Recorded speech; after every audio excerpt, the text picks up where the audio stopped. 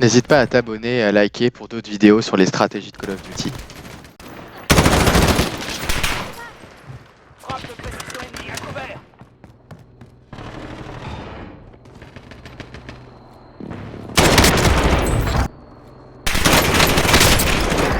Votre coéquipier est au goulag. S'il survit, il pourra reprendre le combat.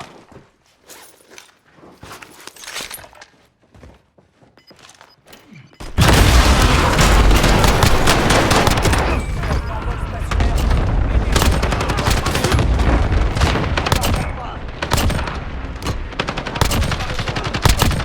Proche Charlie, patientez.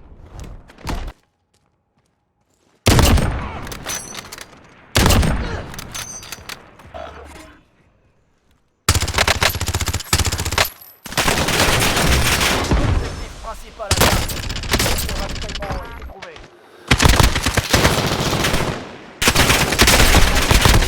Tout va bien.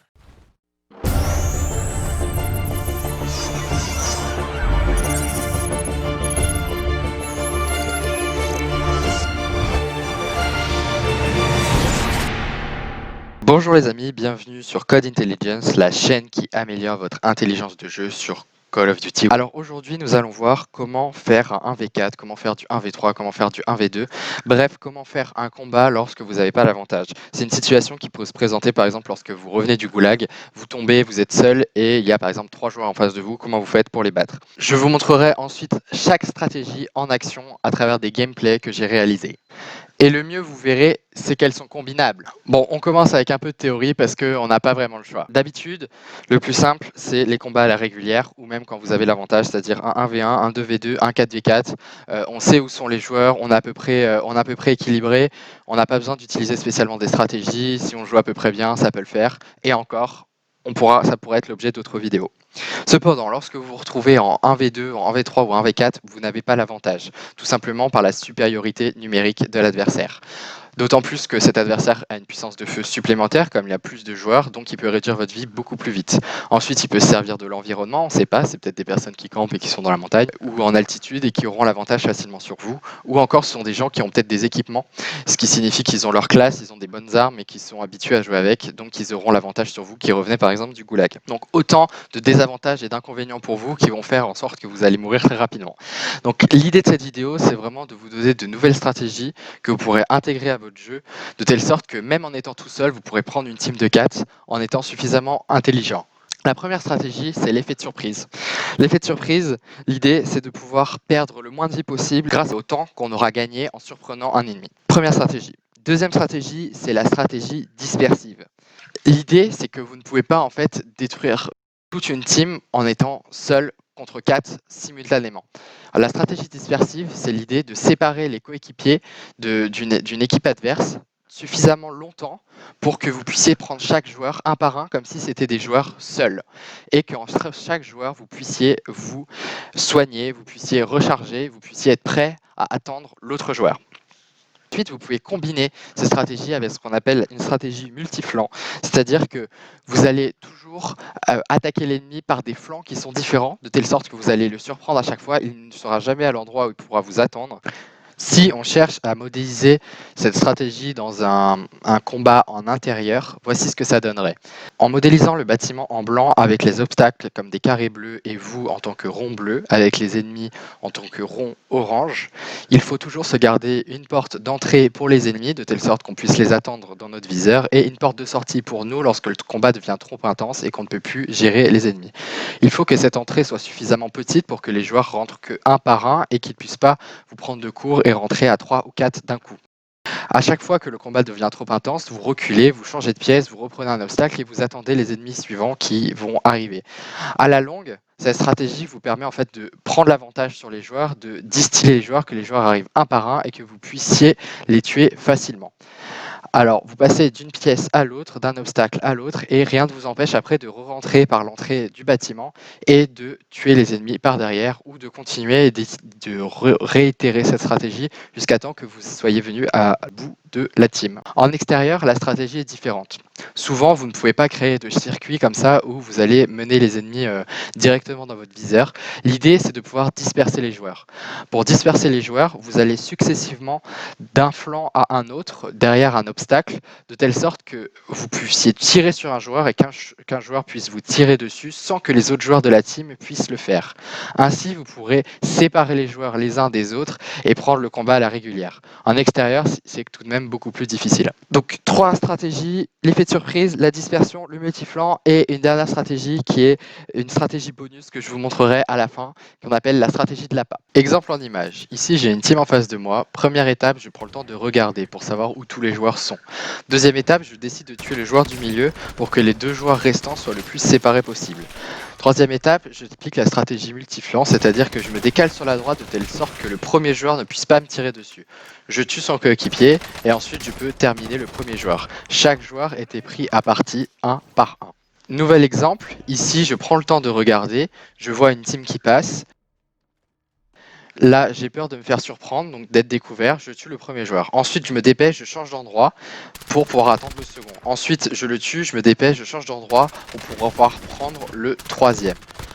J'ai bien sûr ici un avantage, c'est qu'à aucun instant la team adverse ne s'attend à me voir arriver. Donc je bénéficie d'un effet de surprise fort. En revanche, voyons comment ça se passe lorsqu'en fait on mène le rush et que la team adverse s'attend à nous voir arriver. Ici, je tue le joueur d'une team annexe qui est en train de s'enfuir. Ensuite, la team principale arrive sur moi. Je tue le premier joueur, j'applique une stratégie de dispersion. Donc je me replie. Je vois si je peux réanimer mon coéquipier, c'est impossible. J'entends le nouveau joueur arriver, donc je vais me cacher derrière un obstacle dans le bâtiment comme on a vu. Je suis caché, prêt à le tuer. Ensuite, je ne sais pas si un autre joueur arrive. Donc, je vais essayer de bénéficier de l'effet de surprise. Je me mets derrière la porte, je le ferme. Le gars ne s'attend pas à me voir. Je suis accroupi, je le tue. Terminé. Voyons ce que ça donne en extérieur. Alors, une team arrive sous le pont. Je décide de bénéficier de l'effet de surprise, donc je vais sur la droite, alors que mon coéquipier est en face et a déjà commencé à les engager. Je tue le premier joueur. À ce moment-là, je vois qu'il me reste 2 joueurs en face, j'ai besoin de temps. Donc je fais des allers-retours à droite et à gauche entre mon obstacle, et je fais en sorte que le joueur de droite ne puisse pas me tirer dessus pendant que je tue le joueur de gauche. Ensuite, je prends le temps de recharger, et je tue le joueur de droite. N'hésite pas à t'abonner et à liker pour d'autres vidéos sur les stratégies de Call of Duty. Dans ce nouveau cas de figure, on se retrouve de nouveau au commissariat. Mes coéquipiers sont morts et ont abattu un ennemi qui est en train d'être réanimé. Alors j'abats cet ennemi et je vois qu'il reste encore 2 joueurs et je me fais tirer dessus au lance-roquettes. Donc j'ai aucune chance, la puissance de feu est supérieure, je pars. J'applique la stratégie du multiflanc. Donc là, je décide de sortir du bâtiment et d'aller attaquer par un autre flanc. Les ennemis ne s'attendent pas à ce que je fasse ça, donc je vais bénéficier du second effet qui est celui de l'effet de surprise. J'en profite pour me soigner, pour gagner du temps, comme ce qui a été dit dans la vidéo théorique. Je prends le temps de mettre des boucliers et en même temps j'entends que les ennemis sont en train de se soigner de nouveau, donc j'en profite pour les achever et voici comment on fait un full team simplement. Dans cet nouvel extrait de vidéo, nous nous trouvons dans la piscine. Alors ici, nous sommes dans un cas de figure de 2v2, je suis tout seul et il y a actuellement 2 teams sur la piscine et un autre joueur qui va revenir du goulag. Je commence par appliquer une stratégie de dispersion, c'est-à-dire que je tire sur les ennemis pour qu'ils viennent vers moi et ensuite j'en tue un seul sans que l'autre puisse me tirer dessus. J'attends avant de finir pour l'achever et j'écoute ce qui se passe puisque je ne veux pas me faire tuer par les autres teams puisque les autres teams ont beaucoup plus de puissance de feu que moi, ils sont au moins 2 joueurs. J'en profite pour jouer avec l'environnement et j'attaque à chaque fois par des flancs qui sont complètement différents. J'ai commencé par attaquer au second étage où j'ai tué un premier ennemi, puis je suis passé au 0 et là je me cache dans les vestiaires. J'en profite pour récupérer tout un tas d'équipements et de l'argent pour réanimer mon coéquipier. Je lance un fumigène pour faire une diversion et pour avoir le temps de me soigner, de mettre des plaques, de recharger. Ce fumigène met donc les adversaires qui sont de l'autre côté dans une position d'attente pour voir si quelqu'un en sort. Ainsi, je peux faire le tour et prendre le flanc. Je vais m'arranger tout au long de cette vidéo pour aller à des endroits où on ne m'attend pas, c'est-à-dire que là, je passe par l'extérieur de la piscine. Ensuite, comme je ne sais pas où sont les joueurs, j'attends allongé de manière à surprendre un ennemi et de bénéficier d'un effet de surprise si un ennemi arrive. Ce n'est pas le cas. Je sais qu'il y a encore d'autres joueurs, et je sais aussi que le son du jeu m'indique qu'un ennemi a été parachuté dans la zone. J'ai néanmoins besoin d'équipement parce que je ne pourrais pas tuer les 3 joueurs restants sans avoir davantage de munitions. Une fois que je suis équipé, j'en profite pour faire l'état des lieux de la situation tranquillement au vestiaire et je vois qu'en fait, il y a 3 ennemis dans la zone, la personne qui a été parachutée du goulag et 2 autres joueurs qui s'avèrent être sur le toit.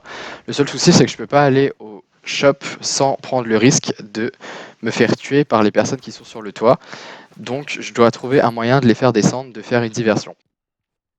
Bon, l'étape la plus simple consiste quand même à se débarrasser de la personne qui est revenue du goulag avant de pouvoir tuer la team qui est située sur le toit. N'hésite pas à t'abonner et à liker pour d'autres vidéos sur les stratégies de Call of Duty. J'en surprends un sur le toit que je peux commencer à blesser, mais ça ne suffit pas à le tuer. Mon capteur cardiaque confirme qu'il y a bien 3 joueurs. Je fais exprès d'alterner des mouvements accroupis ainsi que des mouvements de course pour brouiller en permanence ce que peuvent entendre les joueurs. J'entends très régulièrement le son des ennemis sur le toit.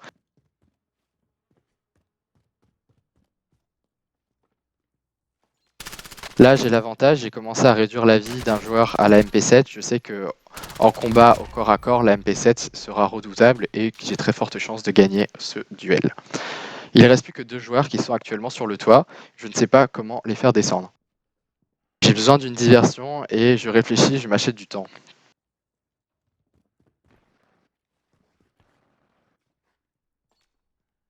Et là, le jeu en fait fait tomber les packages. À 15 secondes de la vague 1, le premier package de munitions et d'armes tombe, ce qui fait que les joueurs vont être tentés d'aller le chercher. C'est grâce à cette diversion en fait que je vais pouvoir appliquer une stratégie de dispersion et pouvoir en fait éliminer la team qui est sur le toit. Un largage tactique approche de votre position.